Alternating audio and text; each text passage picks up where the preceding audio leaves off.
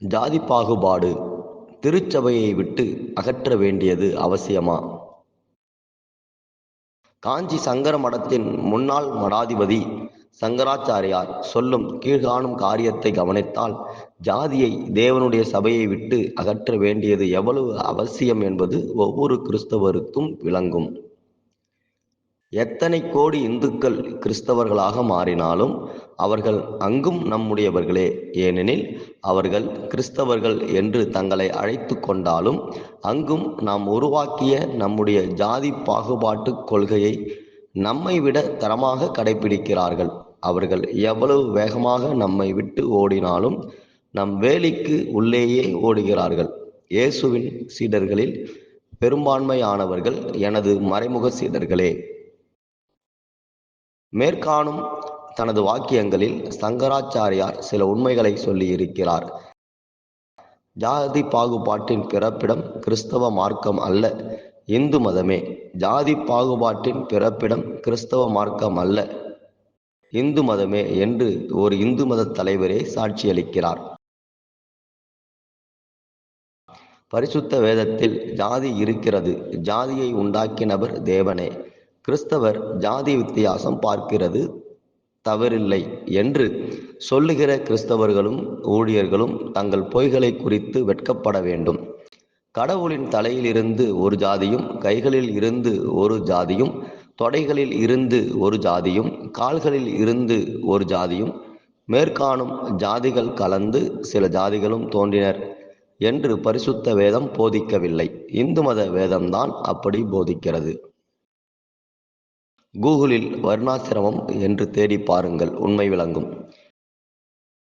பிராமணர், சத்திரியர், வைசியர், சூத்திரர், பஞ்சமர் என்று மனுஷர்களை பிரித்து அவர்களுக்குள் உயர்ந்தவர் தாழ்ந்தவர் என்கிற பேதத்தை கற்பிக்கிறது இந்து மதமே அல்லாமல் கிறிஸ்தவ மார்க்கம் அல்ல என்பதை சங்கராச்சாரியாரே ஒத்துக்கொள்கிறார். மனுஷ ஜாதியான சகல ஜனங்களையும் அவர் தேவன் ஒரே இரத்தத்தினாலே தோன்ற பண்ணி பூமியின் மீதெங்கும் குடியிருக்கச் செய்து முன் தீர்மானிக்கப்பட்ட காலங்களையும் அவர்கள் குடியிருப்பின் எல்லைகளையும் குறித்திருக்கிறார் என்கிறது சத்திய வேதம். அப்போஸ்தலர் 17:26. பூமியில் உள்ள சகல ஜனங்களையும் ஒரே இரத்தத்தினால் தோன்ற பண்ணின தேவன் அவர்களில் சிலரை உயர்ந்த ஜாதியாகவும் சிலரை தாழ்ந்த ஜாதியாகவும் பார்க்காமல் சகல ஜனங்களையும் மனுஷ ஜாதியாகவே பார்க்கிறார். சங்கராச்சாரியார் ஏற்றுக்கொள்ளுகிற இந்த உண்மையை அநேக கிறிஸ்தவர்களும் பல ஊழியர்களும் ஏற்றுக்கொள்ள மறுக்கிறது ஆச்சரியமாய் இருக்கிறது. பரிசுத்த வேதாகமத்தில் குறிப்பிடப்படுகிற ஜாதிகள் என்கிற வார்த்தைக்கு சரியான அர்த்தம் ஒரே விதமான இயல்பையும் பழக்க வழக்கங்களையும் உடைய பெரும் மக்கள் கூட்டம் என்பதே. பரிசுத்த வேதம் சொல்லுகிற ஜாதிகளுக்கும் இந்து வேதம் சொல்லுகிற உயர்ந்த தாழ்ந்த ஜாதிகளுக்கும் தொடர்பு கிடையாது. பரிசுத்த வேதத்தின் முதல் தமிழ் மொழிபெயர்ப்பிலேயே ஜாதி என்பதற்கு பதிலாக மக்கள் கூட்டம் அல்லது மக்களினம் என்றுதான் குறிப்பிட்டிருக்க வேண்டும். வேதாகமத்தை தமிழில் மொழிபெயர்த்த ஆங்கிலேய மிஷனரிகளுக்கு மொழிபெயர்ப்பில் உதவி செய்த அன்றைய பிராமணர்கள் மக்களினம் அல்லது மக்கள் கூட்டம் என்பதற்கு பதிலாக ஜாதி என்கிற வார்த்தையை பயன்படுத்த சொல்லிக் கொடுத்து பரிசுத்த வேதமும் ஜாதியை ஆதரிக்கிறது என்பது போன்ற தோற்றத்தை தந்திரமாய் உண்டாக்கிவிட்டார்கள். இதை உணர்ந்து கொள்ளாத அநேக கிறிஸ்தவர்களும் பல ஊழியர்களும் வேதத்திலேயே ஜாதி இருக்கிறது, தேவனே ஜாதிகளை உண்டாக்கினார், எனவே ஜாதி வித்தியாசம் பார்க்கிறது தவறல்ல என்று போதித்து கொண்டிருக்கின்றனர். ஆங்கில வேதாகமத்திலும் கிரேக்க வேதாகமத்திலும் எபிரேய வேதாகமத்திலும் ஜாதி என்பதற்கு என்னென்ன வார்த்தைகள் பயன்படுத்தப்பட்டுள்ளன, அவைகளின் அர்த்தம் என்ன என்பதை இவர்கள் ஆராய்ந்து பார்க்கிறதும் இல்லை. ஆராய்ந்து சொன்னாலும் இவர்களின் இருதயம் உணர்கிறதும் இல்லை. பரிசுத்த வேதத்தில் சொல்லப்பட்ட ஜாதியும் இன்று நாம் கடைபிடிக்கிற ஜாதியும் ஒன்றல்ல என்பதை உணர்கிற இருதயத்தை தேவன் கிறிஸ்தவர்களுக்கு தர வேண்டும். இந்து மதத்தை எதிர்க்கிற நீங்கள் கிறிஸ்தவ மதத்தை ஏன் ஆதரிக்கிறீர்கள்? கிறிஸ்தவர்களும் ஜாதி பாகுபாட்டை கடைபிடிக்கிறார்களே என்று ஒரு அரசியல் தலைவரிடம் கேட்கப்பட்டபோது, கிறிஸ்தவர்கள் ஜாதி பாகுபாட்டை கடைபிடிக்கிறது உண்மைதான், ஆனால் கிறிஸ்தவ மதம் ஜாதியை போதிக்கவில்லை, இந்து மதம் ஜாதியை போதிக்கிறதுனால் நாங்கள் அதை எதிர்க்கிறோம் என்று பதிலளித்தார். ஒரு அரசியல் தலைவருக்கு இருக்கிற இந்த அறிவு கூட நம்முடைய பல ஆவிக்குரிய தலைவர்களுக்கு இல்லை என்றால் இவர்களின் பின்னால் போய்கொண்டிருக்கும் மக்களின் நிலைமையை எண்ணி பாருங்கள். இந்து மதத்தை சேர்ந்தவர்களே அந்த மதத்தின் ஜாதி பாகுபாட்டை எதிர்த்து போராடுகையில் அதை கடைபிடிக்க ஆர்வம் காட்டும் கிறிஸ்தவர்கள் மனசாட்சியில் எவ்வளவு மரித்தவர்களாயிருக்கிறோம். இந்து மதத்தின் மேல் ஜாதி கீழ் ஜாதி கொள்கையை கிறிஸ்தவ மார்க்கத்தவர் இனியும் கைக்கொள்ளுகிறது சரியா? யோசியுங்கள்.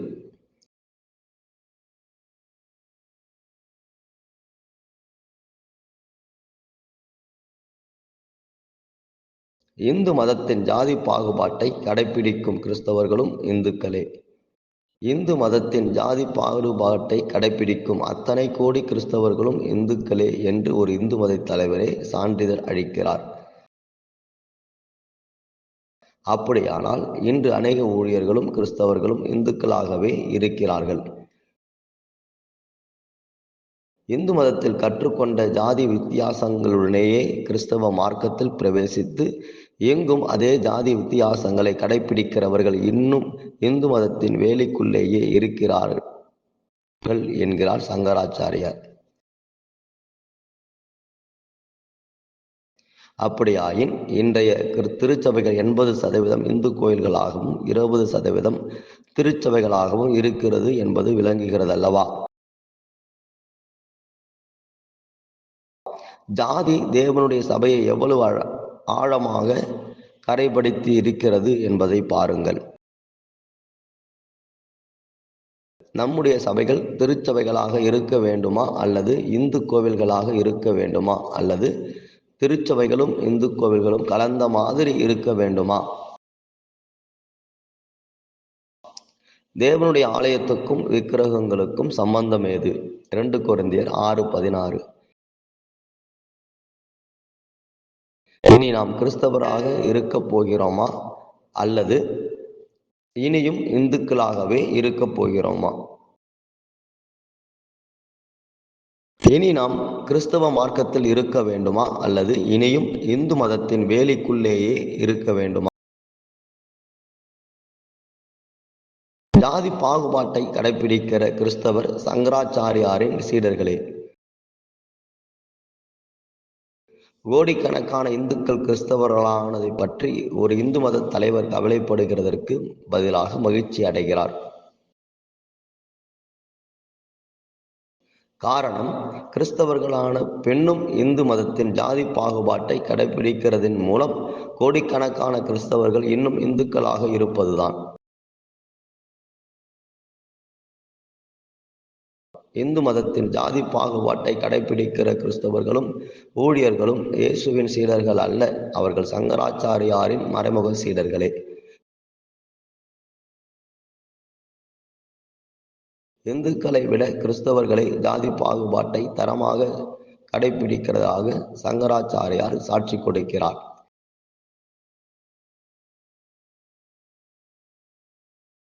அப்படியானால் இன்று அநேக கிறிஸ்தவர்களும் ஊழியர்களும் சங்கராச்சாரியாரின் தரமான சீடர்களே. ஊழியக்காரர்கள் என்கிற முகமூடியை அணிந்திருக்கிற சங்கராச்சாரியாரின் மறைமுக சீடர்கள் பலர் புறப்பட்டு போய் சகல ஜாதிகளையும் கிறிஸ்தவர் என்கிற போர்வையில் சங்கராச்சாரியாரின் மறைமுக சீடர்களாகவே உருவாக்கி கொண்டிருக்கின்றனர். ஏனெனில் இவர்களும் ஜாதி பாகுபாட்டை விட்டுவிடவில்லை, தாங்கள் ஆதாயம் பண்ணுகிறவர்களுக்கும் ஜாதி பாகுபாட்டை விட்டுவிடும்படி போதிக்கிறதில்லை. இல்லை இல்லை, நாங்கள் இந்துக்கள் அல்ல, கிறிஸ்தவர் நாங்கள் சங்கராச்சாரியாரின் சீடர்கள் அல்ல, கிறிஸ்துவின் சீடர்கள் என்கிறவர்கள் இந்து மதத்தின் ஜாதி பாகுபாட்டை கடைபிடிக்கிறதை உடனடியாக விட்டுவிட வேண்டும். ஜாதி வித்தியாசம் பார்க்கிறதை எங்களால் விட்டுவிட முடியாது என்கிற கிறிஸ்தவர்கள் மற்றும் ஊழியர்கள் தாங்கள் இன்னும் இந்துக்களாகவும் சங்கராச்சாரியாரின் சீடர்களாகவும் இருக்கிறதை ஒப்புக்கொள்ள வேண்டும். கிறிஸ்தவ மார்க்கத்தின் மேன்மையை, தேவனுடைய சபையின் தூய்மையை காத்து கொள்ள வேண்டுமென்றால் இந்து மதத்தின் ஜாதி பாகுபாட்டை கடைபிடிக்கிறதை கிறிஸ்தவரும் ஊழியர்களும் விட்டுவிடுகிறதை தவிர வேறு வழியில்லை. தேவனுடைய சபையை விட்டு ஜாதி பாகுபாடு ஏன் அகற்றப்பட வேண்டும் என்பது தேவ ஜனங்களுக்கும் தேவ ஊழியர்களுக்கும் இப்பொழுது விளங்கும் என்று நம்புகிறேன். நாம் ஜெபிப்போம். பிதாவாகிய தேவனே, இந்திய தேசத்தில் ஆண்டாண்டு காலமாய் வேரூன்றி போய் இருக்கிறதான இந்த ஜாதி பாகுபாடுகளை பரலோகத்தின் தேவனே உம்முடைய பார்வைக்கு கொண்டு வருகிறோம் அப்பா. அநேகருடைய கண்ணீரின் ஜெபம் இதற்காக ஏறெடுக்கப்பட்டிருக்கிறதப்பா. தேவன் உம்முடைய சாயலாகவும் உம்முடைய ரூபத்தின்படியாகவும் ஜனங்களை படைத்தீரப்பா. மனிதன் ஆதாமை படைத்தீர், அவனிலிருந்து ஒரு எலும்பை எடுத்து மனுஷனை படைத்தீர், அவர்களில் இருந்து நீர் மனிதர்களை உண்டு பண்ணினீர் என்று சொல்லி நாங்கள் வேதத்தில் பார்க்கிறோம் அப்பா. ஆனால் அதற்கு புறம்பாக தேசத்திலே ஆண்டவர் அநேக விதமான கட்டுக்கதைகளும் அநேக விதமான சாஸ்திரங்களும் சொல்லப்பட்டு வருகிறது ஆண்டவரே. சத்தியத்தை ஆண்டவரே இன்றைக்கு அறியாதபடி இருக்கக்கூடிய ஜனங்களுக்காக நாங்கள் செபிக்கிறோம். இதனால் உயர்ந்தவர் தாழ்ந்தவர், ஏற்ற தாழ்வுகள், பாகுபாடுகள், பலவிதமான பிரச்சனைகள், ஆண்டவரே முன்னேற்றத்திற்கான தடைகள், படிப்புல குறைபாடுகள், வேலையில குறைபாடுகள் என்று சொல்லி அநேக காரியங்கள் இதன் நிமித்தம் வருகிறதை நாங்கள் தேசத்திலே நாங்கள் பார்க்கிறோம் அப்பா. சர்வ வல்லமையுள்ள தேவன் ஆண்டவரே, நீர் தலையிடுவீராக. ஒரே இரத்தத்தினாலே ஜனங்களை நீர் தோன்ற பண்ணினீர் என்று வேதம் சொல்கிறதப்பா.